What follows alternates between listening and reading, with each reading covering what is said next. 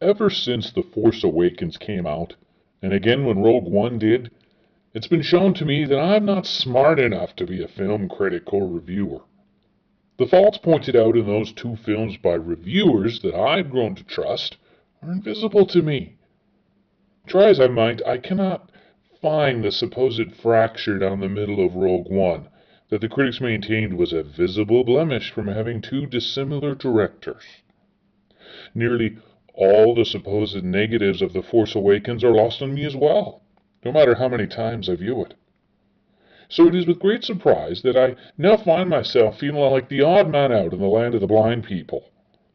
My trusted reviewer gave The Last Jedi the grade of an A-, calling it a treat from start to finish, a visual feast and a memorable leap forward in the unfolding richness of the Skywalker saga.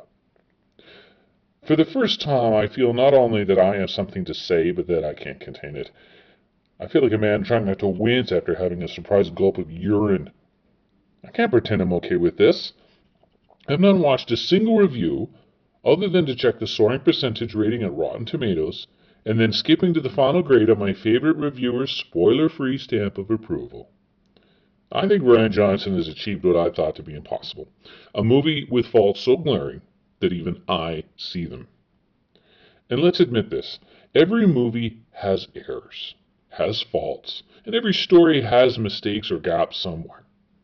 The trick on that grand scale of movie making is to distract the audience from those errors and keep them moving forward and following the story and the characters. Hey, if you like the story and you believe it, and you love the characters and care about what happens to them, you can ignore the glitches and mistakes. And that's what makes The Force Awakens work, people, as well as the original trilogy. When you abandon good story and characters, all we're left with as an audience is the mistakes to occupy us. And why should I care? Well, for one, I waited 2 years to see the continuation of a good story, and I dropped $100 of money that I don't really have to take my family to see it. Oh, so yeah, I should care. So how the heck did this movie, which feels like it was meant to be two movies, get mashed together into a single meandering train wreck? My only hope is that it means that Kathleen Kennedy realized just how bad Ryan had screwed the pooch on this one, and that she said to take these two failed attempts at capping off the trilogy and then mash them together so that someone can step in and make another third film to make sense of all this mess. I honestly believe they must be trying to give him a dignified way out instead of just putting him in front of the firing squad like he deserves. It's the only explanation for a movie that had 2 second acts and 2 third act climaxes. I honestly thought the movie was ending on 3 separate occasions. I had to make a pact with myself not to look at my watch, unless I accidentally figure out a plot twist or fail to be scared because I realize that there's too much time left for a certain plot mechanic to be final. This was a pair of bargain basement Empire Strikes Back ripoffs, strapped onto the back of a pathetic shadow of Return of the Jedi, with a final slapdash attempt at an Empire Strikes Back ending that was scotch-taped onto the end of the end of the end. How many times can the rebellion badly execute a mass exodus with their pants down in a single film? With each time being the end of the resistance. Each time suggesting that this ragtag bunch of what seems to be like the same 15 people that we see all the time with 3PO thrown in is the only thing actually holding the galaxy out of the reach of the First Order. Each time it seems like a trick to use as few people as possible and reuse the sets and reuse the same plot device, like they'd run out of money or something. Each time this ineffectual group of lovable has-beens that really didn't stand for anything other than just hiding and providing a beacon for fence-sitters to flock to, was hopelessly outgunned and outfoxed, and totally without a plan to build anything other than a secret base to hide in. And time was ticking, and the doomsday clock was striking 12, so when Kylo says to Rey, "Let the past die. Let the rebellion and the First Order and Jedi and Sith all die," I was so weary of it all, I was like, yeah, listen to Kylo, he's hit it right on the head. Let this ridiculous fake pretense of a climax be the final one. Oh no. But there was yet another second act, regrouping amidst the ashes of defeat, building up to another third act finale waiting. Instead of sitting breathlessly waiting for death in a transport, it was waiting for death in a cave. I was numb at this point, utterly numb, and I had a sickening feeling that Ryan wasn't done making a string of pretty-looking epic final battles, and I was right. He hadn't done a ground battle yet. So he did one, with 9 surface skimmers spewing beautiful red dust in front of 12 super beefed-up AT-AT walkers, and a walking battleship towing a mini Death Star weapon to a locked door the rebels are hopelessly trapped behind. Oh, Siege? Anyone? Have we heard this one before? The story. Let's start at the more obvious failures of the script writing here. How the heck did Ryan think he could get away with a stupid plot mechanic of the rebel fleet slowly running away in front of several destroyers and Snoke's flagship for an entire hour? This whole "we can't catch them, but we can match them and keep firing just to let them know we're here" is stupid. Snoke wouldn't have stood for that, and Kylo wouldn't have stood for it, and neither did I. Here's why. In any movie, the first act sets the parameters of the world the movie takes place in, and what is possible or not possible in that world. Once established, we believe it, and we move on. The trouble here, there were 7 movies before this that established the parameters and laws of what was possible in the Star Wars universe.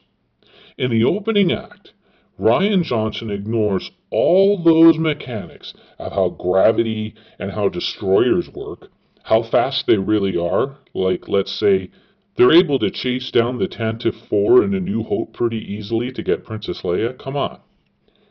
Or that TIE fighters are always scrambled first every time the rebels are spotted. I mean, did Ryan not watch Rogue One? Or Return of the Jedi? Or The Force Awakens?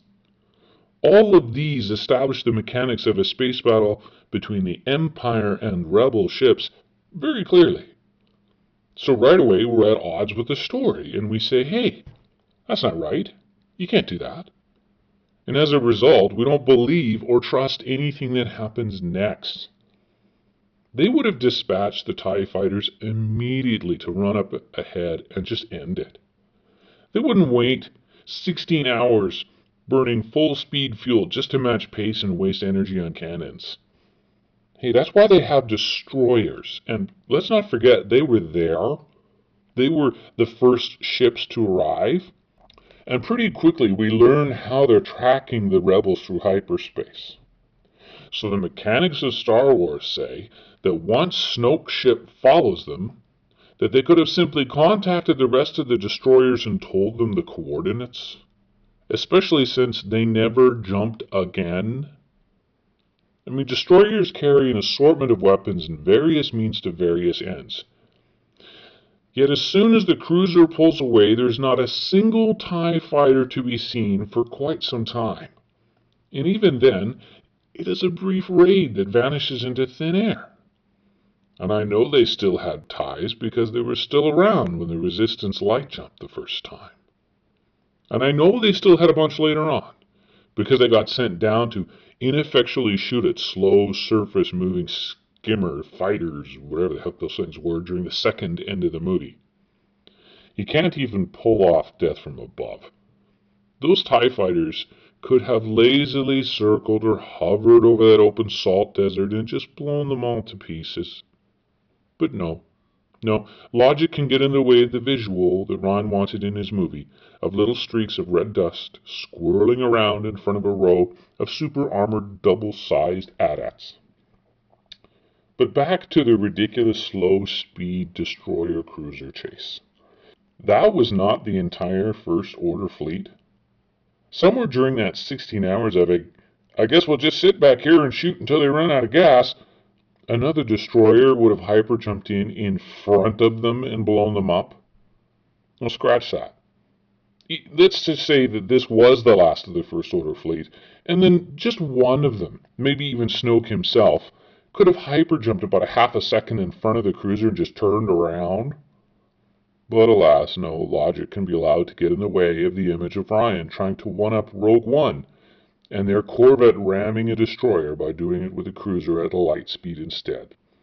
Plot holes be damned, we're going to do it anyway because it's going to look cool. The problem with a string of climactic showdowns is that it is tiring and repetitive, a lot like me right now. But that's not the only issue. There's the problem of scale, which leads to problems with logic.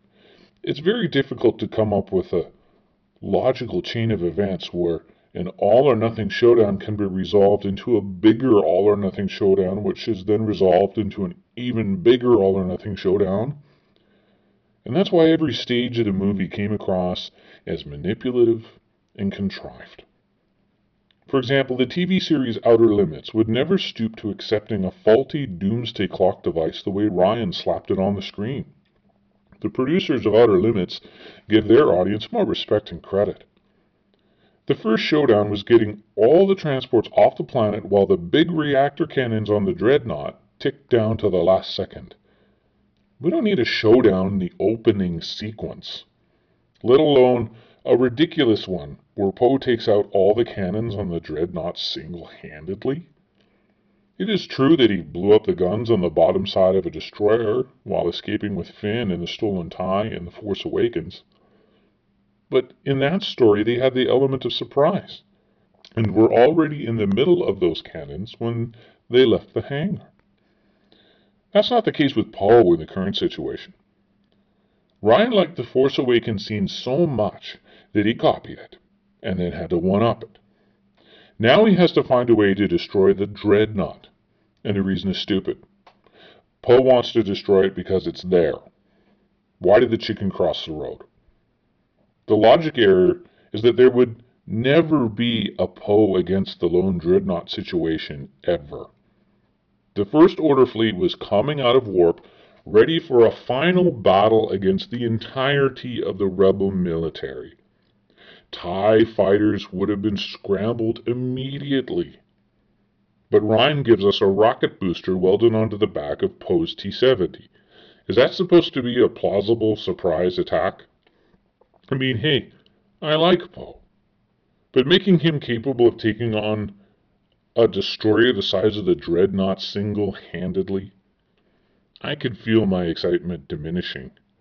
Oh no, it's not going to be one of those kinds of movies, is it? I start thinking anything can happen and will happen. How does Ryan ramp it up? Poe wants to blow up the Dreadnought, but you can't make Poe look like more of a spoiled glory hound than he already does at this point. So Ryan points the reactor cannons at the calamari cruiser.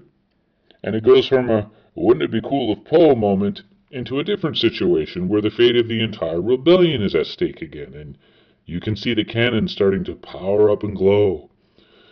Okay, so Ryan gets his fleet battle now, and how does he put another ticking doomsday clock in there? Make all the bombers die, so that there's only a single bomber floating over the top of the Dreadnought. And the pilot has a family, with one of those little necklaces where each person gets half a heart pendant. It's all or nothing, wrapped within an all or nothing, and now I'm visually reminded of all the families that are going to miss these brave soldiers who wouldn't be dying if it wasn't for Poe and his unplanned daredevil attack in a single destroyer amidst many. I was literally thinking, what on earth? Surely Poe knows there was going to have to be bombers going in a straight line over this Dreadnought, right? Oh well, as long as he knows he'll survive, I guess.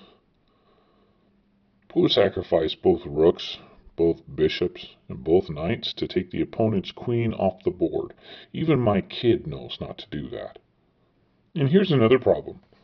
Those Dreadnoughts have shields. Yeah, they do. Big ones.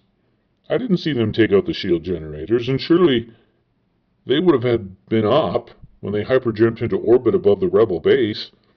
And we know that an X-Wing is not a wispy ghost that can spirit its way through a shield barrier. We know this from Return of the Jedi and from Rogue One. Ships break up when they plow into a barrier, and an X-Wing has less speed, destructive energy, and armor than a missile. And missiles just bounce off. Oh, but yes, we can ignore that because Poe has a Roman candle duct taped to his backside, remember? All is forgiven. If anyone tries to tell me that these logistical holes don't matter, then I will remind them that we've waited 2 years and $400 million for this, and Ryan still decided that it was good enough and that we wouldn't notice. Hey, Outer Limits has better production values than this. But let's go backwards to the shootout at the OK Corral. Now, the Rebels don't have enough fighters because of Poe, who is already less likable now than in the previous movie. So where are the other destroyers at this point? Were they looking around like cats at something else? Hey, look at that shiny thing. Wow, shiny. Oh, the fleet jumped away? Oops. And then the end of the movie. Whew. Well, at least it should have been. If you weren't a ham-handed hack, you could put a nice second act in the middle here and figure out how to develop the characters a bit, and you could have the skeleton of a decent hour and 45-minute movie. A bit formulaic at this point, but hey, a single formula for a single fuse that lights off a single explosion. That's not good enough for Ryan. Now we have to go through the rest of it. Poe is demoted and slapped in the face, and he deserves it. Nice decision, Ryan. Yeah, there should be a bit of a low point in a hero's development before he pushes on to victory. That's character development 101, but you don't make him deserve it.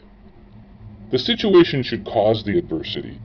That is where our empathy and his chance to prove his depth of character comes from. Blues music has been described as a good man feeling bad, and the same should not have to be stated about a second act character development to someone with 3 years, $400 million, and the help of the best script doctors in the business. But any outside help would have interfered with the real climax of the movie, the ultimate visual that Ryan had for the end of the movie from day one, the words that say, written and directed by Rian Johnson. J.J. Abrams was only one of 3 names on the screen at the end of his movie, and I would say it was 3 times as good as this. Oh, but we're only getting started in this cinematic elevator into the bargain basement storytelling. Ryan doesn't want to let up the tension now. He wants to start off with an epic showdown and not pay the price. Either the credits should roll after an epic showdown or there should be a chance to catch our breath. But Ryan won't do either. He cheapens the all upcoming epic showdowns by restarting the movie all over. The First Order fleet surprise hyper jumps in again, and they retire Rebellion is lost again. But this time Ryan makes sure that we understand the Rebel fleet cannot escape as before. They cannot hyperjump because they only have 1 jump worth of fuel left, and they are being tracked with a new tracking technology. Okay, I can swallow that one, if I really have to. But we're setting a dangerous precedent here, being able to track things through hyperjumps. It may be a tad powerful in the storyline, but time will tell. So Ryan decides to tell us that he means business by making things get really, really fast. And does he deliver? Kylo leads a squadron of fighters to destroy the Rebel fleet. Yes, that's exactly what would happen. The destroyers have 10 fighters for every Rebel fighter, and they would not hesitate for an instant. The fighters take out some of the smaller support ships, and Kylo flies into one of the access ports of the cruiser and lets loose a torpedo that hits the inside of the hangar bay, taking out almost all the remaining fighters. Oh, and Princess Leia gets sucked out into space along with the other commanders when the TIE score a direct hit on the bridge. Wow. Ballsy, I thought. Man, things just got real. But, just like before, Ryan wanted to show us a flashy climax but not pay the price in any way for it. He has what he thinks is an even prettier graphic for the next epic showdown, but he didn't want to let this showdown get cut or get in the way. So, the TIE fighters disappear, and Leia unsucks herself out of space back onto a ship. Okay. Whoa. Let's stop this magic carpet ride right here.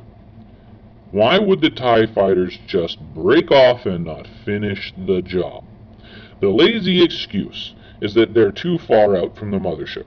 Seriously. You think we're going to buy that explanation? If the mothership is close enough to shoot at the ship, they're close enough for TIE fighters. And what is this crap about Snoke's ship being too slow? It is huge, with 5 million engines versus the smaller freighter that it's chasing. Well, they say the smaller ships are lighter and more maneuverable. Hey, even Hux is yelling, "This is stupid. The ships are going in a straight line." Snoke's ship would have run it over.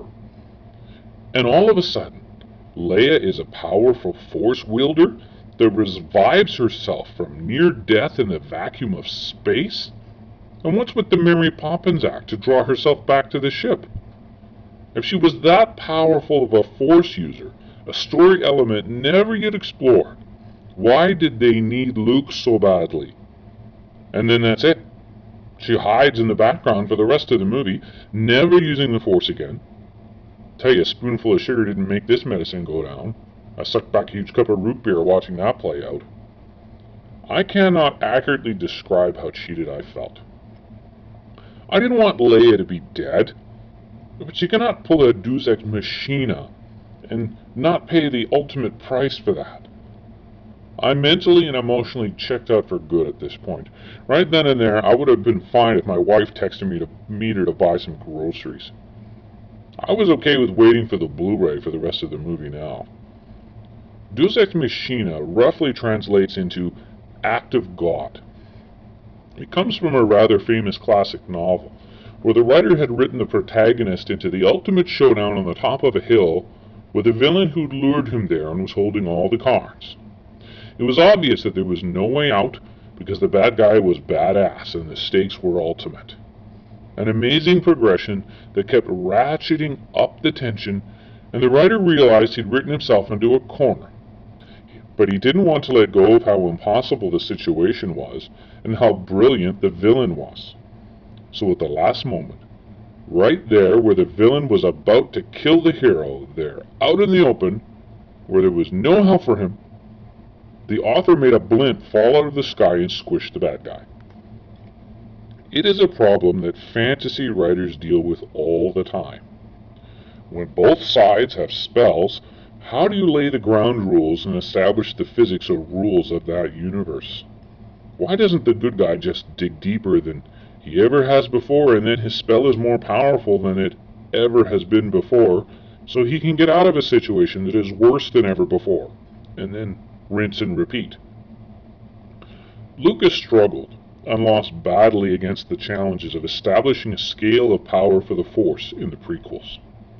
I remember vividly, in the second one, I don't know, they all sucked and blend together. They are a singular blur of a train wreck.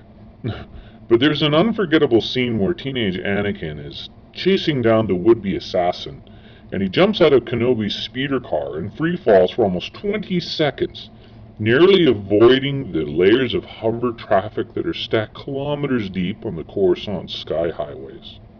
He avoids splatting himself on the windshield of vehicles whipping past at 100 miles an hour while he falls past at terminal velocity, only to land unharmed on the trunk of the assassin's car as it whizzes past at 100 miles an hour and he's falling onto it at terminal velocity. Kenobi rolls his eyes, rightfully so, and says, "I hate it when he does that." I could not muster up a single pinch of dried mouse excrement worth of interest in anything that happened after that point in those movies. The same thing when Leia demonstrates that she can survive without oxygen. No, wait, even better. She can revive from being already unconscious and frozen in space without oxygen and then fly. From this moment forward, we have to watch out for Ryan giving Jedis instant regeneration of appendages or instant healing of fatal burns when he writes himself in a corner, or decides to shock us with a visual but doesn't want to pay the price. He will not care that Anakin, the balancer of the Force and immaculately conceived by the Force, could not do either of those when he was amputated and burned at the edge of the lava. But Ryan just might make it happen, if it's the only way out of an impossibly awesome visual and he doesn't want to pay the price. It will be inexplicable, like God or women, but it will happen. So, Leia flies back to the ship, gets in and falls back into a coma because Ryan wants a cool surprise scene where Leia is surprisingly out of her coma again, and bursts in and shoots Poe. Cool visual. Can't wait for that. Let's make it happen at any cost.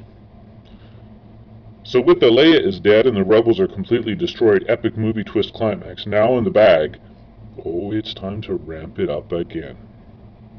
And he does this by going right back to the slow speed chase where the First Order is barely keeping pace, and is content to remind the Resistance that they're being chased by shooting harmlessly at their rear shield and waiting for the gas gauge to hit empty. I suspect that Kylo's totally effective raid, using only a small handful of fighters, was there to deal with the fact that since Poe took out all of the destroyer's deck guns single-handedly, once again there was nothing stopping him from doing it again, unless someone blew up the Block 1 T-70 and got rid of that rocket booster. So that's what Kylo does. No more Poe being a super weapon. So why did Kylo and friends just not finish them off? Kylo was shooting torpedoes through the interior of the ship.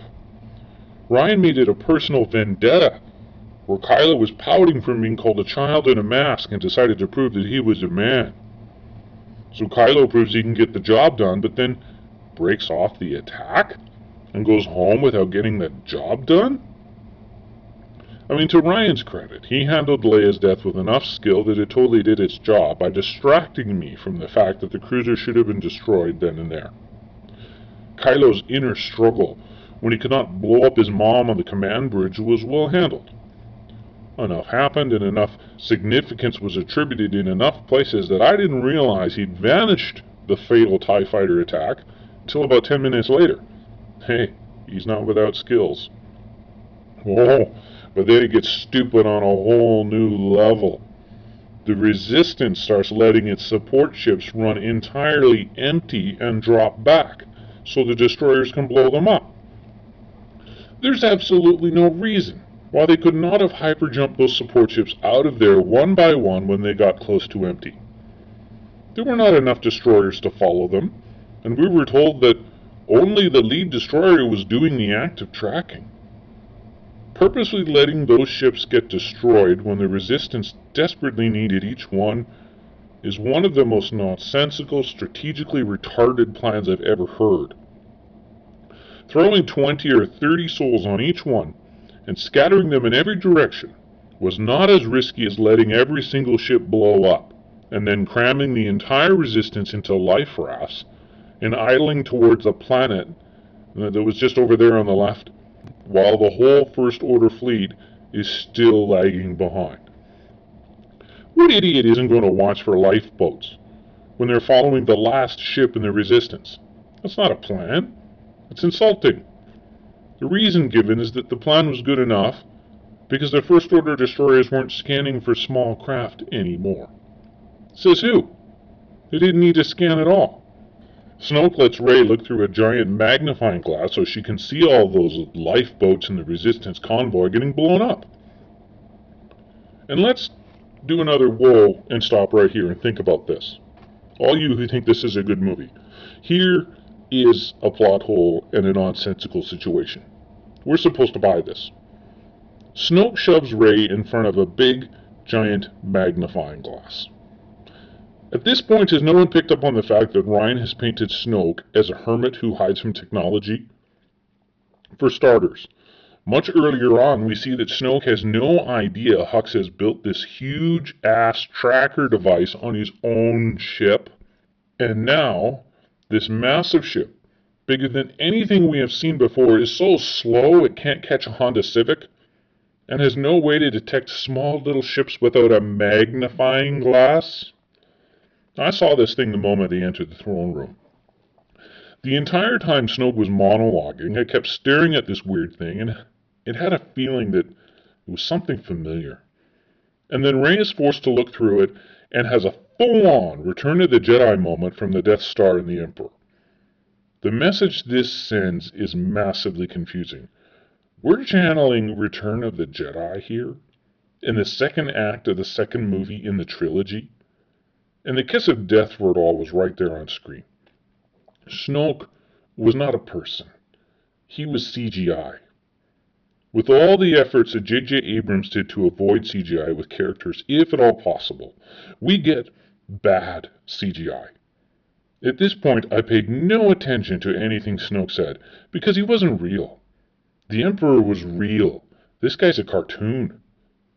It was no surprise when the First Order fleet started picking the lifeboats off one by one, probably by visual sighting alone from that big magnifying glass tech they had. If only the secret plan of flying lifeboats straight to that nearby planet wasn't spoiled by the captured hacker thief. If only. And what was with Finn being able to come and go as he pleased from the fleeing convoy? I'm sure the First Order was scanning for that type of thing. And if the plan early on really was to let all the support ships get blown up because the First Order was tracking the lead ship of the Resistance, then this whole mess could have been averted by sacrificing the cruiser by jumping it to one system while all the support ships and fighters and a ton of fuel jumped to a different one. You could still use your cruiser to ram the destroyer when it follows you if you want. The thing is, there are no excuses for gaping plot holes. If the audience is figuring this stuff out watching your movie, you got a problem. Keep changing your script until it makes sense. Hell, the catering crew could have detected this kind of stuff on the first read-through. But when your real goal is a series of cool visual scenes and that's it, well, the holes are going to have to stay, I guess. I wonder if he's really happy with his decision. Making fun of the ridiculous standoff at the cave versus the AT-AT walkers towing a mini Death Star weapon is pointless. The First Order have destroyers in orbit directly overhead. Luke did not buy them time to escape, because there's no way off the planet. They used up all their resources coasting down onto it, and they're trapped behind a door in the side of a hill. Forget the armored door. The sides and tops of that cave are just regular rock. A week-long siege or a solid night of that energy ram or just pumping poison into the holes those crystal foxes were pouring out of would have done the trick. They also have bombs and bombers on the destroyer. As Luke finishes creating a diversion for the AT-AT walkers, Rey floats the rocks away from the escape tunnel. There's a little speech about how this tiny band of rebels is all that is needed to ignite the spark of rebellion across the whole galaxy.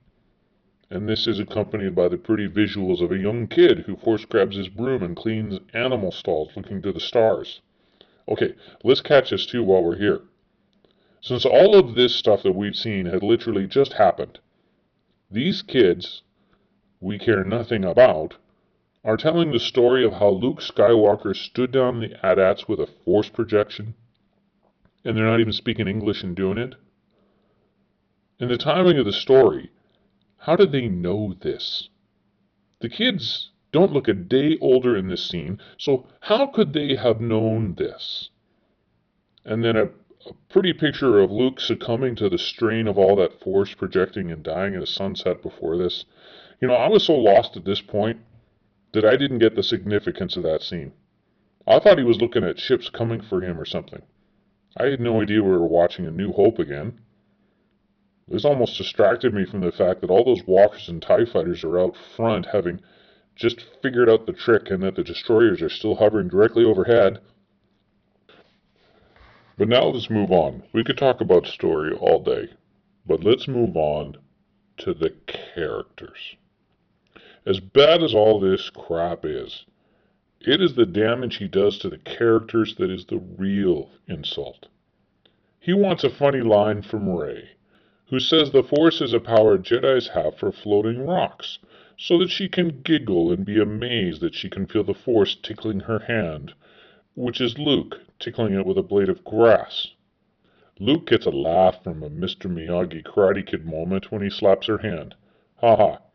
A cheap laugh at the expense of a girl who at this point has already bent people's minds to her will, read thoughts vividly enough to see actual pictures of what they are thinking, has already had a really good description from Maz Kanata about the Force binding all living things, has used it to see the future, has used it to successfully overpower a physically stronger and much more experienced Dark Jedi in a lightsaber duel.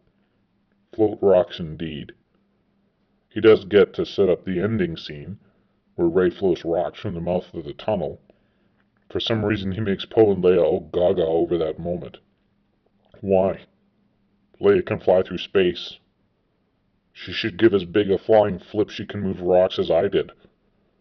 And this takes us back to the start of the movie, where everything went wrong from the moment we were back on Ahch-To with Rey holding out the lightsaber. The lightsaber. Anakin Skywalker's lightsaber.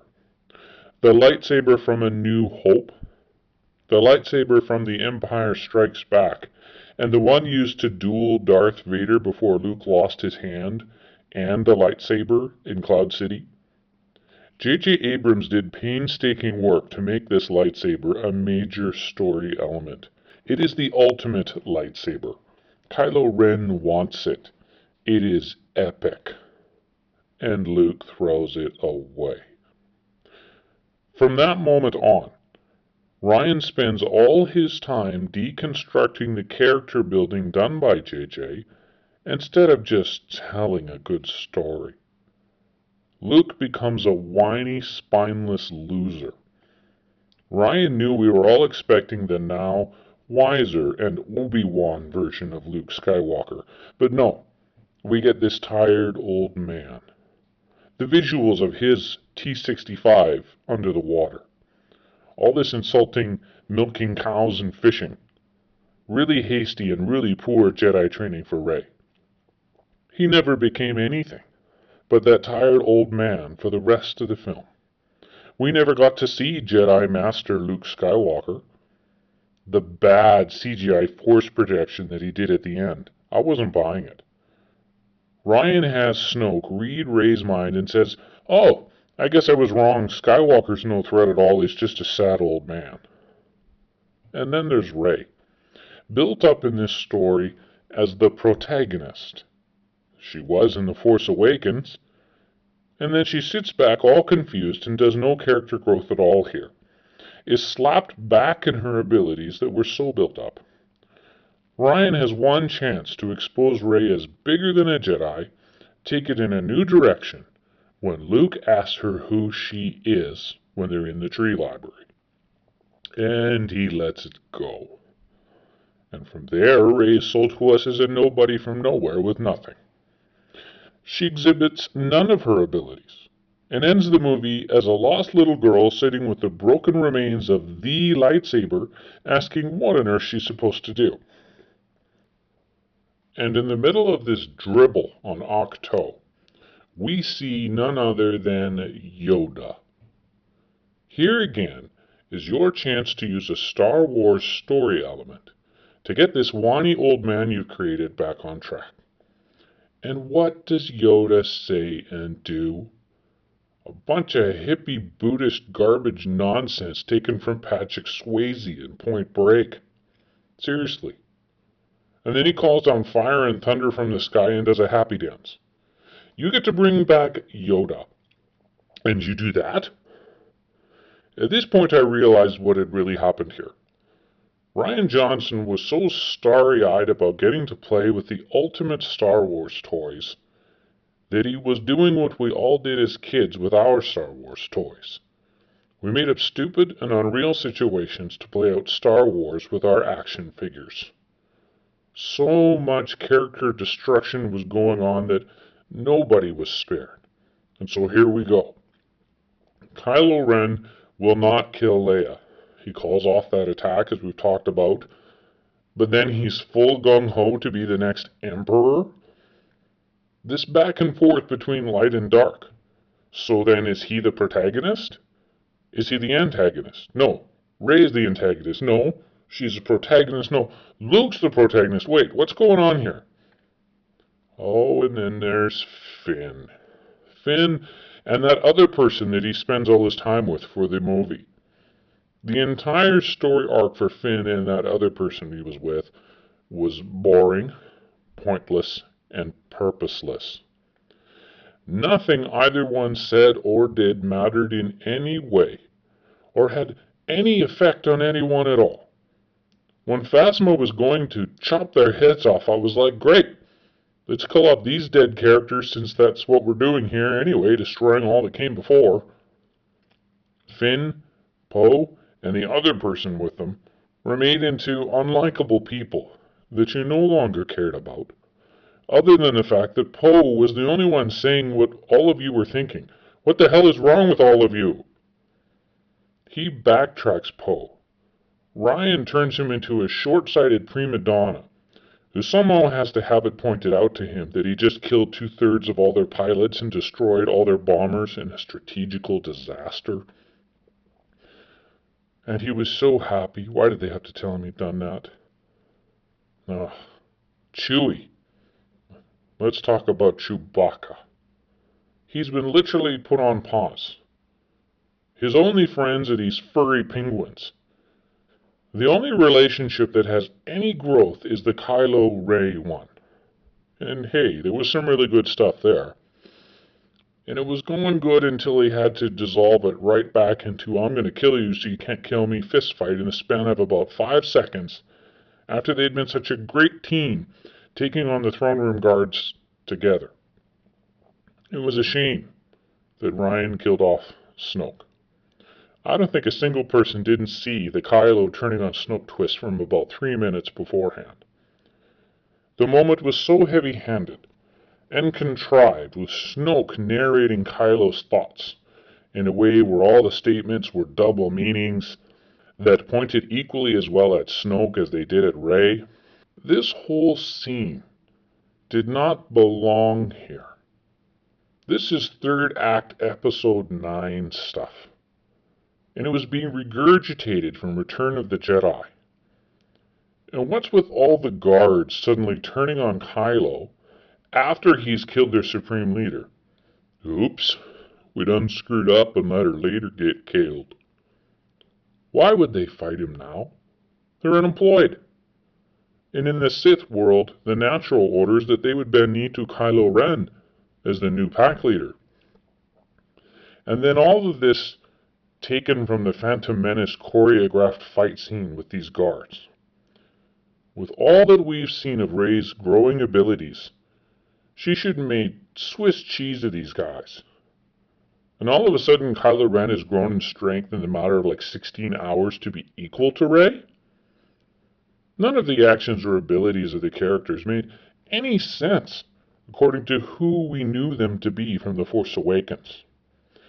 No one was spared here. Hux was portrayed as a full-on moron, when Ryan had the chance to raise him up to be a new Grand Moff Tarkin. Chewbacca was becoming a real interactive character by the end of The Force Awakens, but here he's demoted. And let's not forget that bizarre Maz Kanata moment. This is literally within 24 hours of Maz Kanata's watering hole being obliterated, and all of a sudden she's flying around in some other place in a labor dispute with a jetpack in the middle of all of this. What gives? And back to Poe, who exhibited suicidal hero tendencies at the start of the film. Suddenly, he's turned into a sniveling coward, yelling for Finn to retreat instead of attacking the battering ram in that skim speeder. People say he learned a lesson here, how to be a leader. He was already a leader before this movie started. When he got into those things on the crate, he called it suicide. Isn't that exactly what climbing into one of those things and roaring out to meet the walkers was right from the word go? At what point did Poe get the idea that flying toward a fusion-powered battering ram towed by double-plated AT-AT walkers under a sky full of TIE fighters in a tin can ground speeder that his foot was sticking out the side of was anything but suicide? I guess they were trying to buy time for the RimWorld allies to show up and save the day or something, which was another thing sold to us that never happened. You see, people, I don't get it. All the people who pointed out so many faults in The Force Awakens and Rogue One seem to have nothing bad to say about The Last Jedi. Very knowledgeable people with very solid backgrounds in film.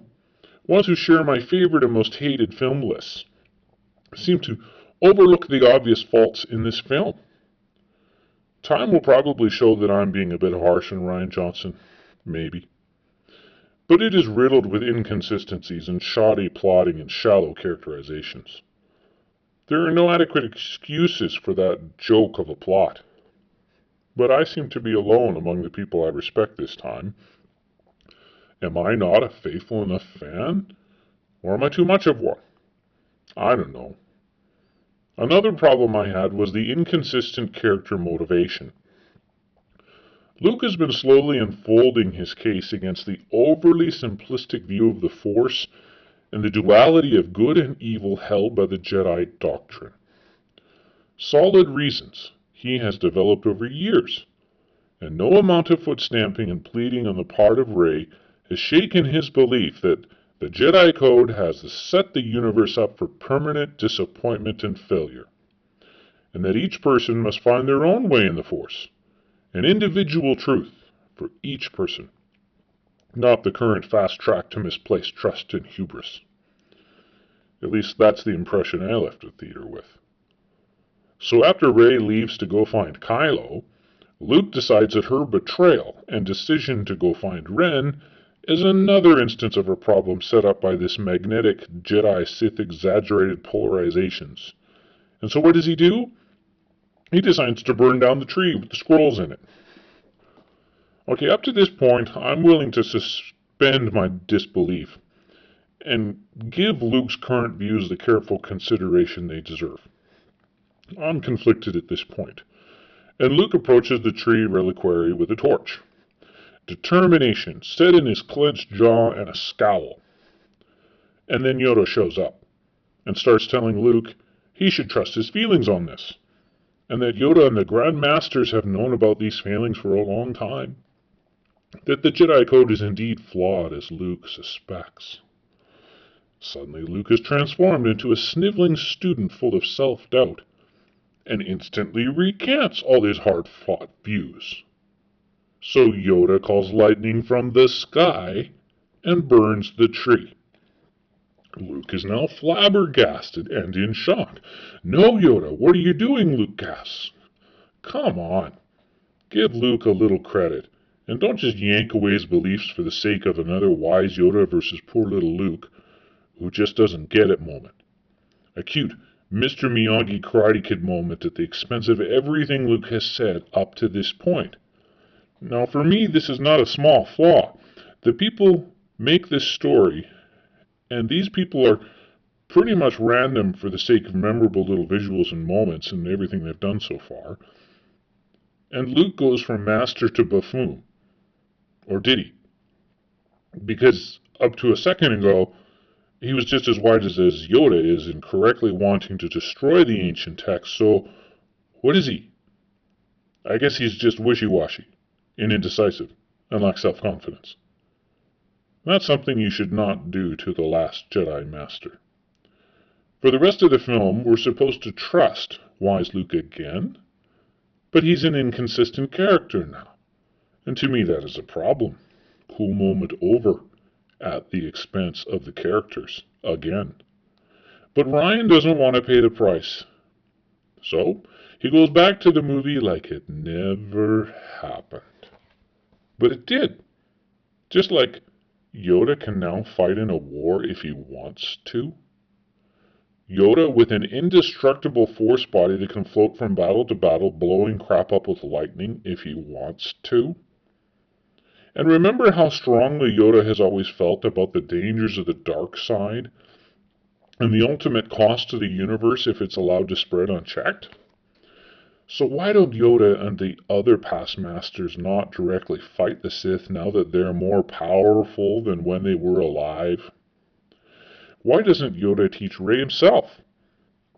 If he stands by and doesn't use his powers while the last hope for the universe stumbles into a trap set by Snoke, one that will solidify victory for evil, well then he's no Jedi at all.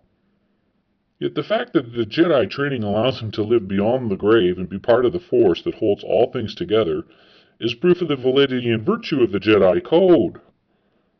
Obviously, the Jedi are needed in this universe, so why burn the books, Yoda? Oh, but you didn't burn the books, Yoda. After indicating that they were boring, he tells us that Rey has all she needs, and we see in the very end that Rey, fed up with whiny old man Luke, has stolen the books and has them stored in a glove compartment on the Falcon. So what gives with Yoda? He's playing tricks on poor old man Luke? He makes no sense either. All she needs to do is read these books? And Yoda says she must not be lost to the dark side. What? I can't keep up.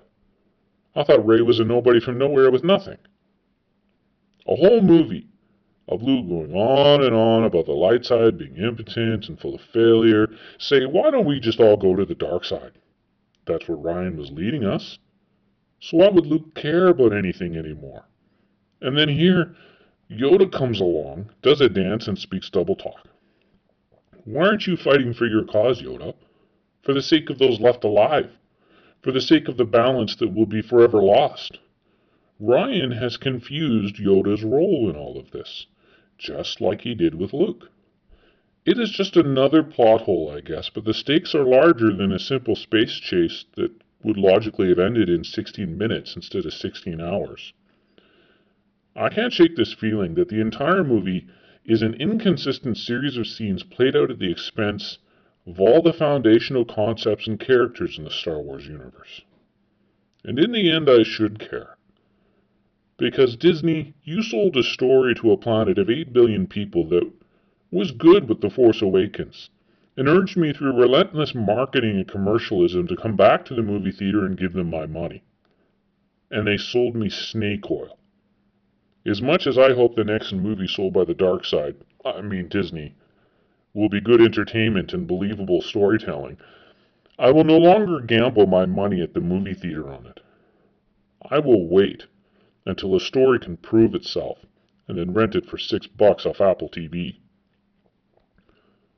Oh, and let's not forget the other giant festering sore of a character in this movie, Laura Dern as General Holdo, or something.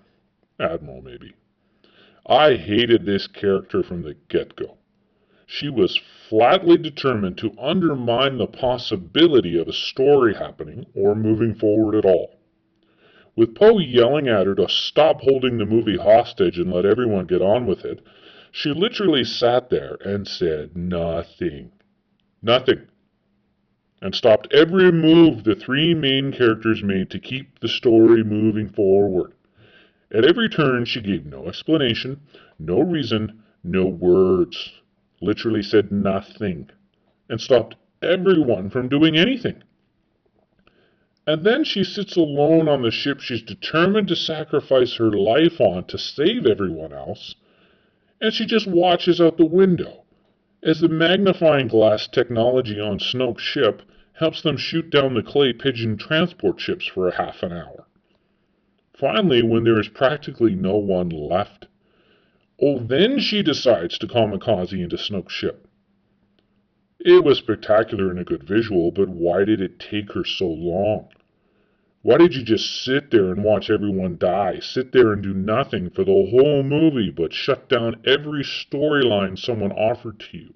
You know, it's really sad when the characters themselves within the script are offering you story arcs and you refusing them. And then this culminates in a rebellion against the rebellion, with Holdo shooting the good guys who are acting out of self-preservation due to your complete inaction and non-communication. And it ends with Leia back from the dead, shooting Poe. When Poe saw her, he put his gun down. All she had to do was talk to him, which is what she did after he woke up on the clay pigeon, and she told him to look out the window. Whoa, back up. New Star Wars tech here. A window. And what does he see with his eyeballs? A planet. Hey, where did that come from? And the First Order, they can't see that planet. Oh, but they have something better than a window. You see, they have a magnifying glass, so they can see the planet too. Oops. Yes, my faith in Rian Johnson as a director is shaken. I loved Looper. Everything about that project got me excited for the possibilities in The Last Jedi. I watched Brick as homework on Ryan, and I thought it was a good ensemble movie. And Star Wars movies are all ensemble pieces. But Brick is a prime example of the fact that although I can be super opinionated, I'm unrefined, and I'm colorblind to the nuances that elevate some films above their peers. Maybe I should just rewatch it. But the end of the matter is, I do believe Rian Johnson is better than what he gave us in The Last Jedi. I'm pretty sure he's better than that. Or is he out of his depth with Star Wars? Now remember, I'm not a reviewer. I can't make Star Wars, but I know stories. Brick and Looper were small budgets with a very defined beginning and end to a story. You couldn't make a sequel out of those if you tried, or a prequel for that matter. But Kathleen Kennedy and the Mouseketeers seemed to have extreme confidence in him, and extreme confidence confusingly so, where they basically said that while they're happy with JJ, and he did a fine job, they are 100% excited about Ryan, and that Lucasfilm was betting the whole farm on him, with the announcement of a new trilogy and such. Now I'm becoming more aware as time goes on just how much care and effort goes into crafting the image of the behind-the-scenes Lucasfilm process. Very clever editing and post-production placed on the pre-production and production footage. So I know there's a lot of PR at work here, including a show of confidence in the integrity of a director and assurances that he will first and foremost put the hardcore fans first, and that Kathleen Kennedy and the Mouseketeers are first and foremost hardcore fans before businessmen. I'm aware of the cogs and sprockets in that PR machine, but a good chunk of it can be taken at face value. No one wants to be remembered as the person that put the final nail in the coffin of a slam dunk like the Skywalker saga. And everyone wants to enjoy their job and career and live out the childhood dreams of having been on the set of this trilogy and be adored by stadiums of superfans every couple of years by unveiling new movie trailers and working with industrial lights and magic. All that adds up to the Kathleen and Keteers trying to be as careful as possible while also kicking ass in every way. I guess the fact they offered Episode 8 to JJ and that he turned it down should give me confidence because they obviously saw the same things I see when they looked at the clever Star Warsification he achieved on the Star Trek movies, and they obviously could tell right from the start that his initial script of The Force Awakens was the work of a Star Wars fan who gets it. Well, I guess it isn't rocket science. They had to squash the idea that Ryan was a distant second choice, or they weren't going to be able to give the fans the spectacle we deserve, so obviously they had to hitch their wagon to the new horse quickly and completely and put the fans at ease. But first, I think it's worth watching the approach that J.J. Abrams takes on everything. Here's what I saw in his approach to Star Trek that I think got me excited about what he might bring to The Force Awakens. If you look at the footage in the film, specifically the volcano sequence, you can see just how much stuff could have simply been done with CGI that was a tremendous pain in the butt to do in camera with practical effects, but JJ did it anyway. A wide shot of a little suited figure on the lava rock, and JJ rented about $10,000 of helicopter flybys so he could paste in at least a tiny piece of what was real into the computer graphics. He was reported to have driven up to ILM every night for a week to critique the virtual lens they were creating so it would match perfectly the idiosyncrasies of his favorite lens he was using on the front of the real camera during certain scenes. He became unhappy with the gut feel of certain live scenes that just didn't put you in the moment, and he resorted to crawling behind the cameraman during dolly shots and tapping his fingers on the side of the camera housing to impart a certain shuddering at a certain intensity and rhythm. And then he made ILM recreate that exact shuddering during their CGI. And he's not even a Star Trek fan. He insisted that he would not do either Star Trek film unless he could do it in optical film, something that meant they would have to scan in each frame before they could give it to ILM. And even though pure digital filmmaking has progressed by about 10,000% since Lucas did Episode 1, JJ said it is a feeling, so include it in the budget or get someone else. And now let's take it to The Force Awakens in comparison. Wow. The techniques he experimented with on Star Trek paid off in spades when he got the Star Wars budget dropped into his lap. His insistence on using articulated physical cockpits out in real sunlight for X-Wing and TIE fighter shots was because he felt there are some things you can't fake. As a result, I cannot get rid of the idea in my head that Finn and Poe are in a real cockpit, dodging real missiles with real exhaust trails and explosions going off several feet away on the other side of the TIE fighter's hull.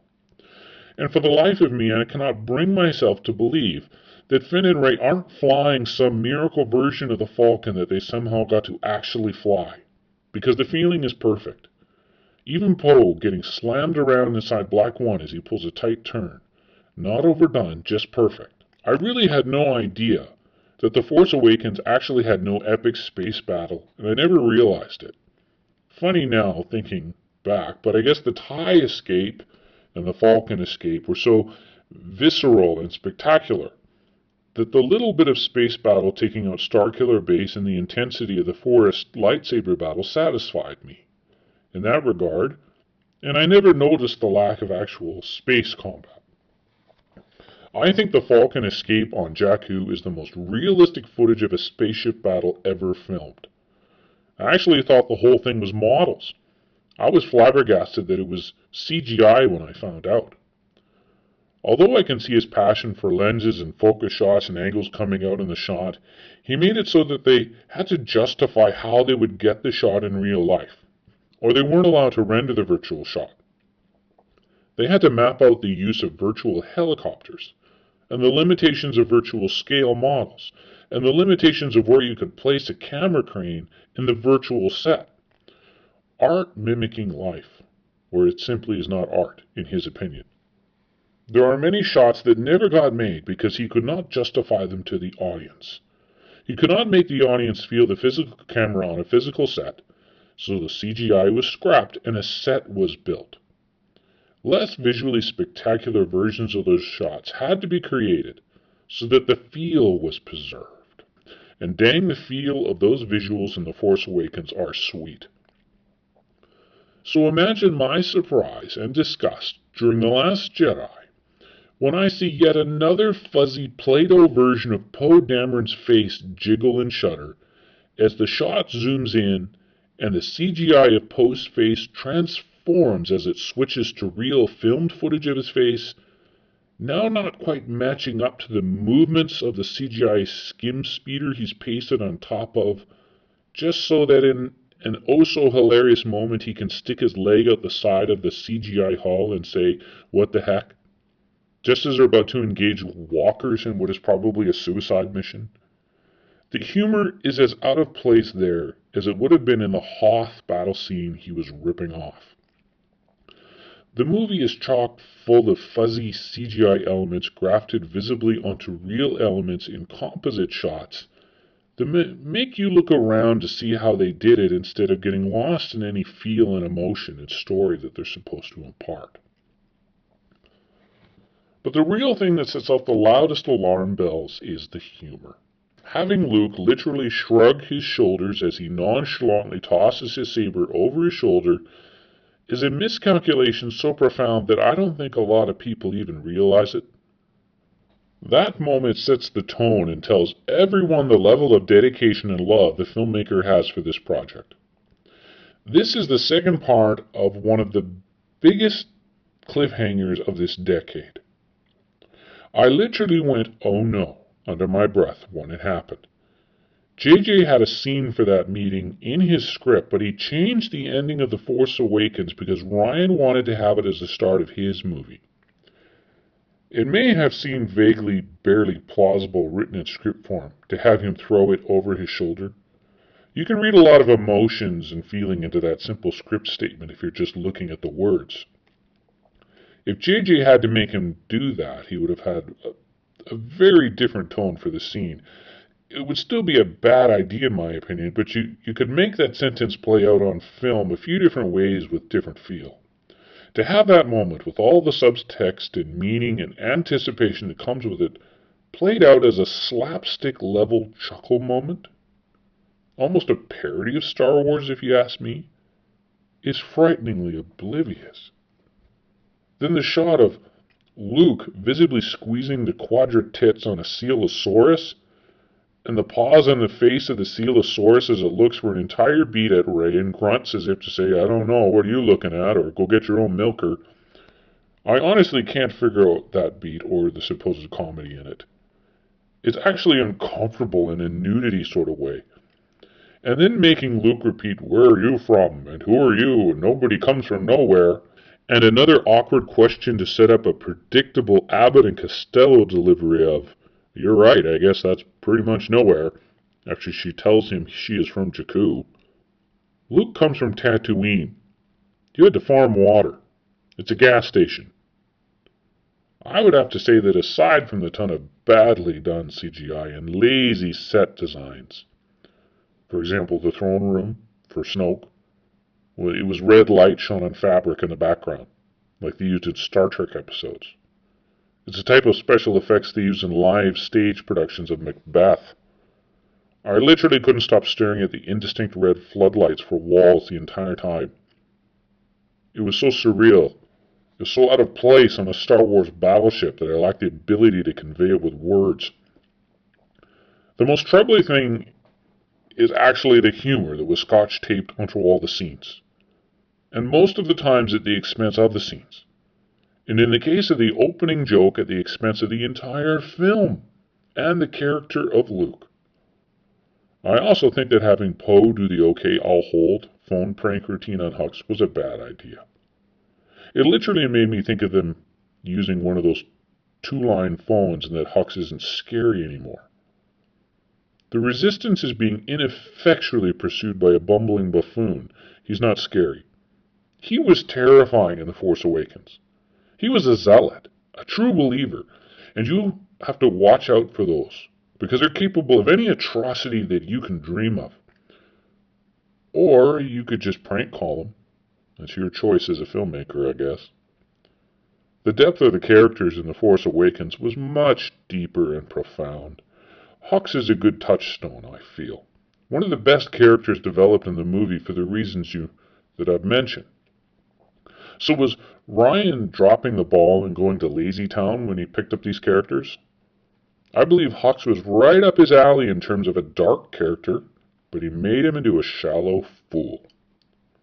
A zealot, and a very dangerous, brooding guy, itching to one-up Kylo Ren and please the Supreme Leader. That's who Hux is. The only polarizing moment for his character was when he came upon Kylo Ren out cold and then went for his gun. Then, of course, Ryan throws it all away and makes him a sniveling coward for the rest of the film, and in so doing erased the character tension existing between Kylo and Hux. Now that Ren is the Supreme Leader, who does Hux have to compete against to drive the zealot insanity he was developing in him?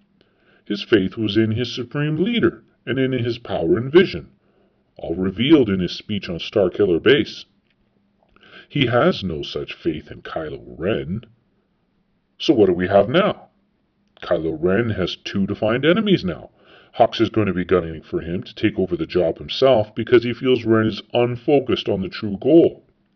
And he has polarized Rey as now for the light side, using a ripped-off moment from The Empire Strikes Back, where Ren almost word for word does Vader's line to Luke in Cloud City, added onto with this bizarro suggestion that the First Order and the Rebellion and the Sith and the Jedi should all die and they should unite as a new yin and yang force duality that will bring balance to the universe.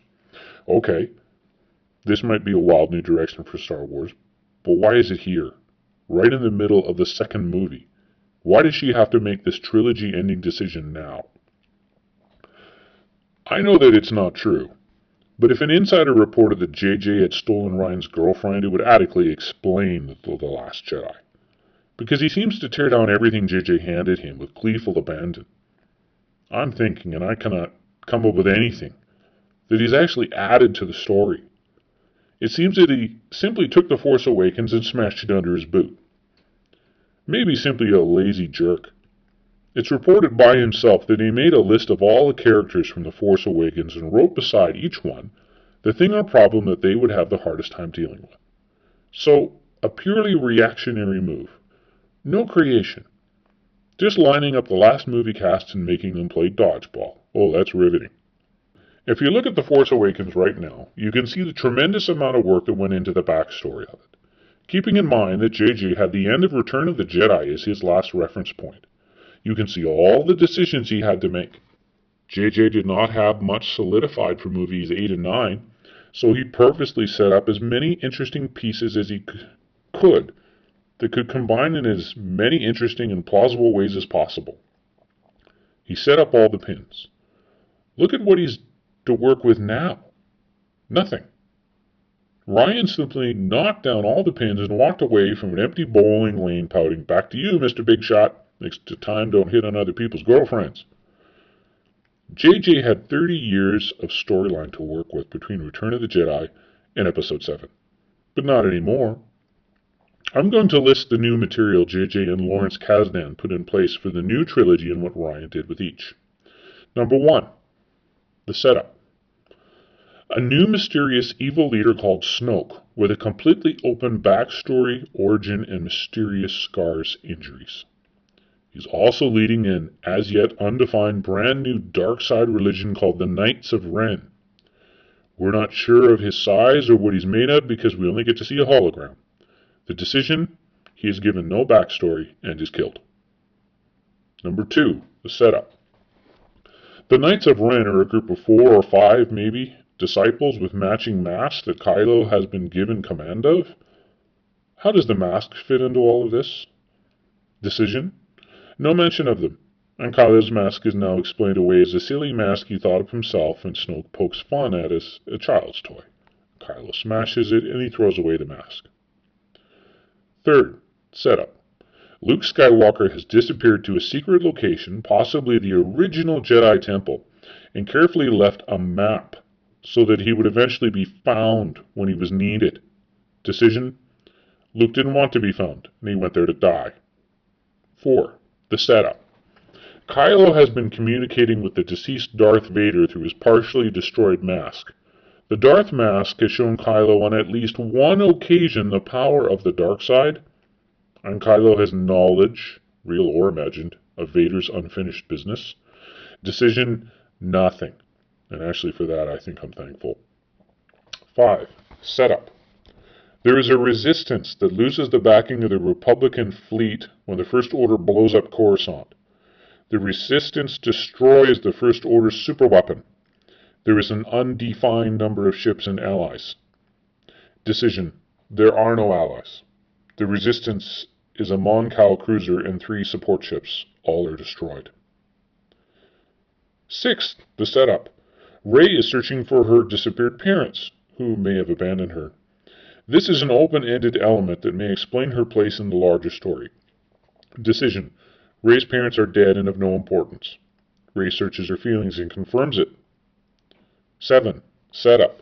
The chain of command includes Admiral Akbar, Commander Organa, and Nien Nunb. Decision.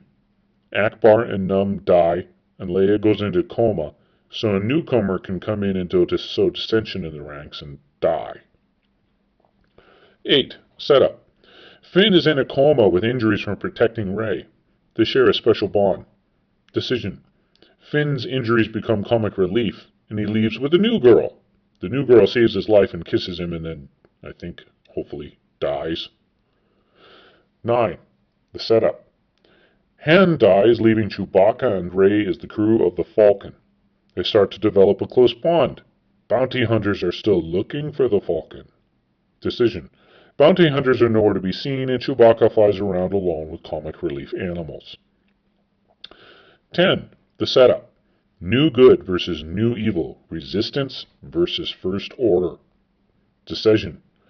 Kylo and Rey are neither good nor evil, and the Resistance and the First Order buy from the same arms dealers, supporting a degenerate upper class that perpetuates animal cruelty and child slavery. So based on that list, what has JJ really got left to use from his original setup list? Chances are JJ will not feel compelled to continue any character arc actions pressed on him by Ryan. The Last Jedi can be written off as everyone having brain farts and temper tantrums. He built the character so we can be most assured he will continue with what he started, which was Rey exponentially growing, and Obi-Wan Kenobi was involved. His voice was heard when she touched the lightsaber. We can most certainly expect she will repair the lightsaber or use the kyber crystal in it to build a new one. Well, hell, she has the books from the Jedi Temple after all. It must show how to do that. JJ will keep building in his own style, which he's explained in detail if you wish to view it, in a TED Talks appearance about the mystery box style of storytelling he likes to use. In fact, it's how he sees stories in this world. And that he uses it to explain the beginning of A New Hope, step by step, and then talks about it as he builds a script. So what he did with The Force Awakens was build a whole bunch of mystery boxes the audience would be dying to find the answers to. And because this was a Star Wars trilogy and he was not in a hurry, he doled out a whole bunch of mystery boxes for Rian Johnson to play with. And sadly, as we know, Rian does not see the world or scripts as mystery boxes. And neither does he see characters the way JJ does. This is the problem with going with different directors for movies in a trilogy.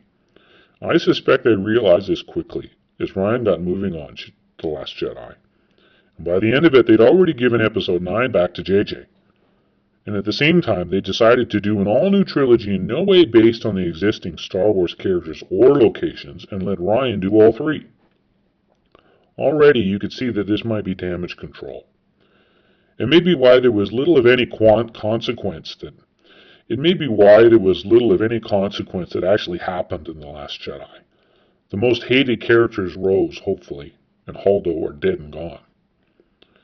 I see now that what I liked about Rian Johnson movies was that he built the characters. And in reality, he did exactly what he did in The Last Jedi with them. He makes them all nobodies and kills them off. I never saw it coming, but if you look back at Brick and Looper, that's essentially what happened. And he's much darker, and all about going to the brink of despair. So what remains of J.J. Abrams' mystery boxes? You can be sure he will pursue what is left behind. First, these are the first steps from Obi-Wan Kenobi about Rey, and her mystery box of Force abilities. Is she a Jedi, or is she something bigger? 2. While broken, the legendary lightsaber still exists. Third, Kylo Ren is still the bad guy. He was set up very clearly as Rey's antagonist in The Force Awakens, and we can be sure JJ will keep him there, at least at the start. The Knights of Ren box is still unexplored. How he was talking to Darth Vader. And since Yoda was used, the possibility remains for this mystery box. Rey's backstory. Even Rian says he left that open. Chewbacca was growing as a character with emotions. I'm sure we'll get to see that get back on track. In his TED Talk, JJ talked about the importance of character development. He makes you like characters. It is his goal. He wants to care why they do what they do, and openly says he uses this to keep the audience involved. So like a breath of fresh air, I'm sure we will get back on track with story, character growth, and the personalities that they had in The Force Awakens. I do not believe he will spend all his time undoing what Rian did. He will ignore it and get on with the mystery boxes. And his humor is right on point for Star Wars. Which leads me to the most painful and saddest mystery box we will never see opened. The iconic scene with Rey's eyes pleading with Luke Skywalker to take back the epic lightsaber. When Rian had Luke throw it away, it was an open declaration that he did not give a flying rat fart about any mystery boxes, because that was the biggest and most anticipated mystery box of the entire movie in The Force Awakens. Now, if you're still with me, then I know you're a true believer, and you've been playing this in the background while you bake cookies or do your real work. Because we're not done yet, and yes, this is the ultimate guide, and I've got more for you. Now, critics themselves are complaining about the length of The Last Jedi. It leads to another factor in the film that was jarring throughout and very annoying. At so many points in the film that I lost count, Rian would jump cut not doing smooth transitions between scenes, not using the classic Star Wars transition style used to move you from one location to another. Decidedly cheesy in any other context, this style was missing, and even though the use of transitions is a debate, the art of cutting from one edit to another was very poorly done. For example, when everyone has had just about enough of Luke, Chewie breaks down the door and Luke clues in that something bigger is going down, and asks the big question, wait, where's Han? All of a sudden, we jump to a different location with different characters and stay with them. And when we get back to Acto, the scene about Han is long over. They're on to something else. Chewie is nowhere, the dialogue is picked up on something else, the big question is left hanging about Han, and we never see a reaction to it. And it is done again and again, leaving a location with a big moment and coming back like it never happened. The worst example of this was after the story and character carnage in the throne room. When Hux asks what happened, saying what we were all thinking, Kylo does a half-hearted blame of the whole thing on Rey, who has somehow disappeared. And they explain that, oh, the Supreme Leader's shuttle is missing. Somehow she made her way all the way down to a shuttle bay and took Snoke's shuttle before Ren woke up. We've never seen this shuttle. It's supposedly like a kick-ass ship she's taken off with. How come we never see her come to first and see that Ren is still out cold and then make her way through a ship the size of a planet to find this shuttle? That would have been a connective scene. Instead, we hear about it. And the next time we see her, she is all of a sudden in a gunner position on the Falcon? That's like skipping her whole escape scene from The Force Awakens and she just suddenly pops around a corner and Finn finds her. Huge leaps in time were done with all these jump cuts. And it makes me wonder if there was a lot more shot that hit the cutting room floor. Now, JJ was careful to give all of these connective shots showing how a character got from one place to another, not having other characters justify the scene with lame excuses. And a large part of this jumping around was done with Finn and Rey and everyone else who cared to getting to Snoke's ship with escape pods and stolen ships and the like. And this was done with no warning. All of a sudden Rey is escape podding onto Snoke's ship and then everyone is leaving. The only one that was half explained is the shuttle that Finn and the useless girl were going for in the end. All this cutting made huge leaps the audience had to fill the gaps with their imagination with. Oh, I guess Rey ditched Snoke's ship somehow and got on the Falcon somehow. Say, where is that ship? Why is she not using it to, say, sneak up behind that battering ram and blow it up or something?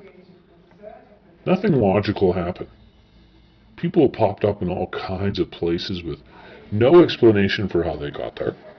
And plot points were abandoned, and the story moved on, leaving everyone with a feeling you're missing something. I feel that this was actually a 3-hour movie that was cut up and ADR audio was added.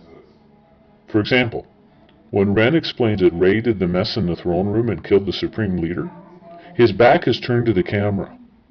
I bet he said something totally different there, and they added that in the edit to explain the cuts. And the scene with Han had the same feeling. And now we go to the quality of the effects. I would compare the quality of the entire Canto Bight storyline to Toontown and Who Framed Roger Rabbit, because that's how I felt watching a cartoon plug quarters into BB-8. They built a set for this scene, had Anthony Daniels come in to teach the actors in robot waiter suits how to move like a protocol droid. Tons of pre-production info about this casino, shots of the set, and then we see it. The real stuff the camera moved past so quick we never really saw it. Instead, we have to dwell on the obvious cartoons interacting with Finn like Roger Rabbit. Everything in this whole story was not just a pointless story, but poorly done, with terrible effects. And in fact, I guess it makes this whole guide pretty well pointless. Darn it. Thanks for listening. Bye.